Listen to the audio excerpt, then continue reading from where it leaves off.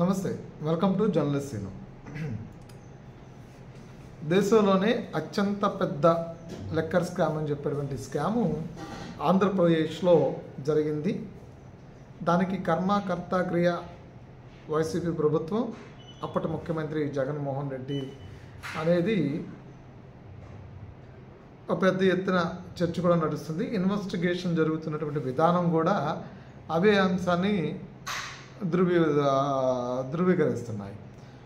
So ఈ ధృవీకరించే అంశాలని ప్రధానంగా చూస్తే ఈ లెక్కర్ స్కామ్కి సంబంధించి సిట్ చేస్తున్నటువంటి విచారణ కావచ్చు, సిట్ చేస్తున్న విచారణలో వెలుగులోకి వస్తున్నటువంటి వాస్తవాలు కావచ్చు, ఇందులో ఇన్వాల్వ్ అయినటువంటి వ్యక్తులు కావచ్చు, వీళ్ళందరూ కూడా జగన్మోహన్ రెడ్డి ప్రభుత్వంలో పనిచేసినటువంటి ప్రజాప్రతినిధులు కొంతమంది అయితే, ఆయన సొంత మనుషులు ఇంకొంతమంది, అలాగే ఆయన బినామీలుగా వ్యవహరిస్తుంటే ఆయన ప్రజాప్రతినిధులకి బినామీలుగా వ్యవహరిస్తున్నటువంటి ఇంకొంతమంది, ఇలా డిఫరెంట్ పర్సన్స్ ఈ లిక్కర్ కేసులో ఇన్వాల్వ్ అయి ఉన్నారు. ఇందులో ప్రధానంగా చూస్తే భారతీ సిమెంట్స్ శాశ్వత డైరెక్టరు అయినటువంటి గోవిందప్ప బాలాజీ, అలాగే జగన్మోహన్ రెడ్డితో పాటు సీఎంఓలని నిరంతరాయంగా ఉండి షాడో ముఖ్యమంత్రులుగా వ్యవహరించినటువంటి కృష్ణమోహన్, అదేవిధంగా ధనంజయ రెడ్డి, వీళ్ళందరూ కూడా ఈ డిఫరెంట్ పీపుల్, డిఫరెంట్ పర్సన్స్ ఉన్నారు. ఈ లిక్కర్ స్కామ్లో కూడా డిఫరెంట్ ఇన్వెస్టిగేషన్లో డిఫరెంట్ అంశాలు వెలుగులోకి వస్తున్నాయి. అంటే ఎన్నో అంశాలు ధృవీకరిస్తున్నారు. ఏంటంటే ఈ లిక్కర్ స్కామ్లో ఎలాంటి అంశాలు సిట్ చేస్తున్నటువంటి విచారణలో భాగంగా వెలుగులోకి వస్తున్న అంశాలని వాళ్ళు ధృవీకరిస్తున్నారు. సో అందులో భాగమే ఈ లిక్కర్ స్కామ్ని ఈ ఆంధ్రప్రదేశ్ సిట్ కంటే ఇంకా మెరుగైనటువంటి లేదంటే బలమైనటువంటి ఇన్వెస్టిగేషన్ చేయించాలి అనేది చాలామంది మేధావర్గం నుంచి వెలువడినటువంటి అభిప్రాయాలు. సో ఆ అభిప్రాయాలని ఇప్పుడు కేంద్ర ప్రభుత్వం, అంటే బీజేపీ కేంద్రంలో బీజేపీ అధికారంలో ఉంది. నరేంద్ర మోడీ కావచ్చు, అమిత్ షా కావచ్చు, వీళ్ళందరూ కూడా, అంటే ప్రభుత్వంలో బీజేపీ కేంద్ర ప్రభుత్వంలో పెద్దలైన వాళ్ళందరూ కూడా దేశంలో ఏ మూలాన్ని సరే లిక్కర్కి సంబంధించినటువంటి అవినీతిని మాత్రం ఉపేక్షించే ప్రసక్తే లేదు. ఎట్టి పరిస్థితుల్లో చర్యలు తీవ్రంగా ఉంటాయి అనే దాని మీద గతంలో ఇచ్చినటువంటి స్టేట్మెంట్స్ ఉన్నాయి. అందులో భాగంగానే ఢిల్లీ లిక్కర్ స్కామ్ను మనం చూస్తే 100 కోట్లకి ముఖ్యమంత్రిగా ఉన్నటువంటి వ్యక్తిని కూడా అరెస్ట్ చేసినటువంటి పరిస్థితి ఉంది. ఈడీ ఎమ్మెల్సీ ఉన్నటువంటి కల్వకుంట్ల కవిత కావచ్చు, అదేవిధంగా ఆ లిక్కరు శాఖకి మంత్రిగా ఉన్నటువంటి ఆబ్కారీ శాఖ, ఎక్సైజ్ శాఖ మంత్రిగా ఉన్నటువంటి మనీష్ సిసోడియా కావచ్చు, వీళ్ళందరినీ కూడా అరెస్ట్ చేశారు. సుదీర్ఘకాలం జైల్లో ఉంచారు, షరతులతో కూడిన బెయిల్లు వచ్చినాయి. అవన్నీ కూడా తర్వాత, కానీ ముందైతే 100 కోట్లకు సంబంధించినటువంటి లిక్కర్ స్కామ్నే అరెస్ట్ అయితే చేసింది బీజేపీ ప్రభుత్వం, కేంద్ర ప్రభుత్వం అరెస్ట్ చేసింది. సో ఆ తరహాకి మించి, అంటే అంతకు మించి 100 రెట్లు భయపడి, అంటే 3,500 కోట్లు, 100 కోట్లకే ఆ స్థాయిలో ఉంటే 3,500 కోట్లకు సంబంధించిన లిక్కర్ స్కామ్కి సంబంధించి ఈ వ్యవహారాన్ని ఇంకెంత సీరియస్గా తీసుకోవాలి.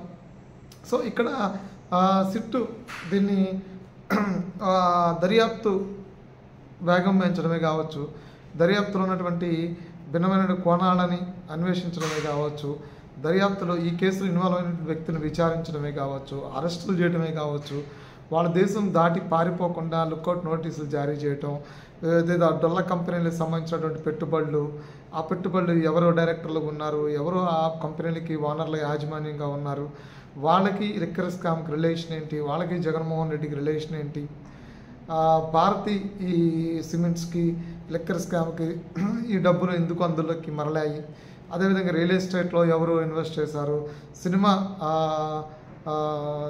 తీయడానికి ప్రొడ్యూసర్స్గా ఉండి దాన్ని ఎలా ఇన్వెస్ట్ చేశారు, బంగారం కొనుగోలుని ఎలా నిర్వహించారు, దుబాయ్ లాంటి ప్రాంతాల్లో అక్కడ ఏం కొన్నారు, అక్కడ ఇవన్నీ కాకుండా తర్వాత ఈ డబ్బుని వెంకటేష్ నాయుడు దాచినటువంటి డబ్బు కావచ్చు, అదేవిధంగా ఈ చాణక్య ద్వారా వచ్చినటువంటి డబ్బులు కావచ్చు, ఇవన్నీ ఎక్కడెక్కడ ఏ ప్రదేశాల్లో దాశారు, ఇవన్నీ కూడా అంటే ఏ ప్రాంతాల్లో ఏ ఆస్తుల్ని కొనుగోలు చేశారు, ఏ కంపెనీలకు ఎలా మళ్ళించారు, ఎన్ని అంశాలని కూడా సిట్ దాదాపుగా 90% ఈ కేసు ఇన్వెస్టిగేషన్ చేసింది.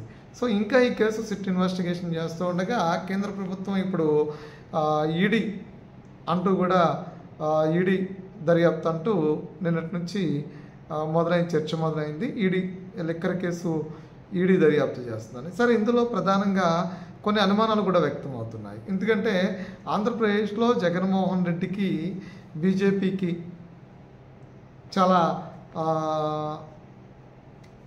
మంచి సత్సంబంధాలు ఉన్నాయి.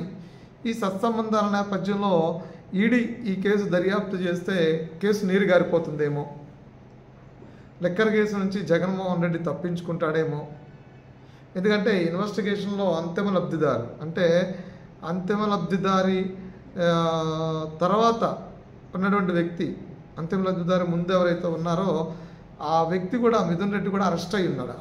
ఆల్రెడీ కేసులో నిరూపణ అయ్యింది అతను లిక్కర్ స్కామ్లో ఇన్వాల్వ్ అయి ఉన్నాడని. మరో పక్కన చెవిరెడ్డి భాస్కర్ రెడ్డి ఆ గవర్నమెంట్లోనే పనిచేసినటువంటి వ్యక్తి, జగన్మోహన్ రెడ్డి గవర్నమెంట్లోనే పనిచేసినటువంటి వ్యక్తి.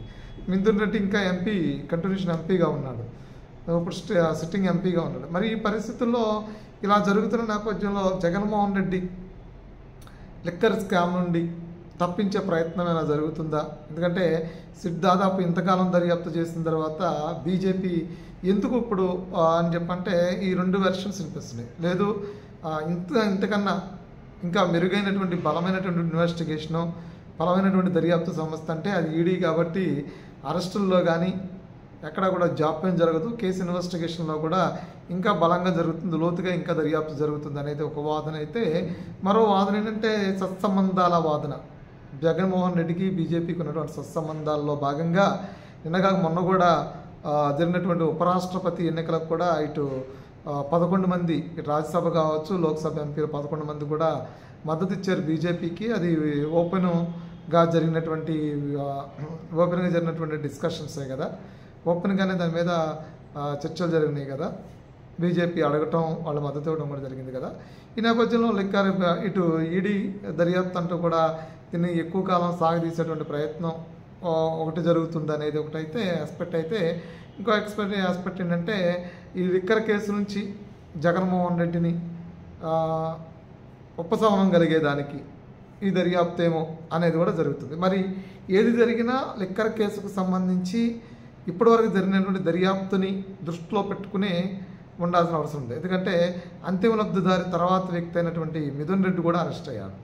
అంటే ఆ లిక్కర్ స్కామ్లో ఇన్వాల్వ్ అయినటువంటి మరో పక్క నుంచి నారాయణ స్వామి ఆయన కూడా అరెస్ట్కి ఆయన కూడా రంగం సిద్ధం చేస్తున్నారని తెలుస్తుంది. ఎందుకంటే ఆయన ఆ శాఖకి మంత్రిగా వ్యవహరించారు కాబట్టి. తర్వాత ఆల్రెడీ ఇప్పటికే బాలాజీ గోవిందప్ప కావచ్చు, ఇతర వ్యక్తులు కావచ్చు, ఇతను కృష్ణమోహన్ కావచ్చు, ధనంజయ రెడ్డి కావచ్చు, వీళ్ళు ఇప్పటికీ అరెస్ట్ అయ్యి బెయిల్ మీద ఉన్నారు. ప్రిలిమినరీ షార్ట్ షీట్ వేశారు, అడిషనల్ షార్ట్ షీట్లు కూడా వేశారు. సో ఆ రెండిట్లో కూడా ప్రస్తావించారు అంతిమ లబ్ధిదారి జగన్మోహన్ రెడ్డి అనేది.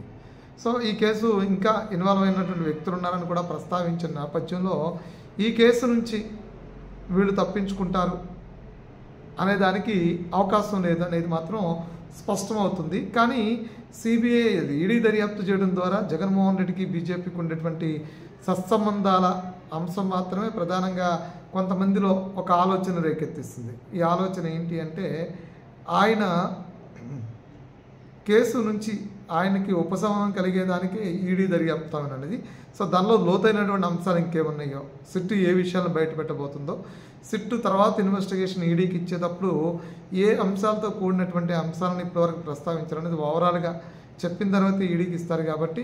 సో దాని తర్వాత ఫర్దర్ ఇన్వెస్టిగేషన్ ఎలా ఉన్నా జగన్మోహన్ రెడ్డి అంతిమ లబ్ధిదారు అని తేల్చగలిగింది ఈడీఏ అనేది ఇటు బీజేపీ అదేవిధంగా కూటమి ప్రభుత్వం ఆంధ్రప్రదేశ్ ప్రభుత్వం కూడా నమ్ముతుంది.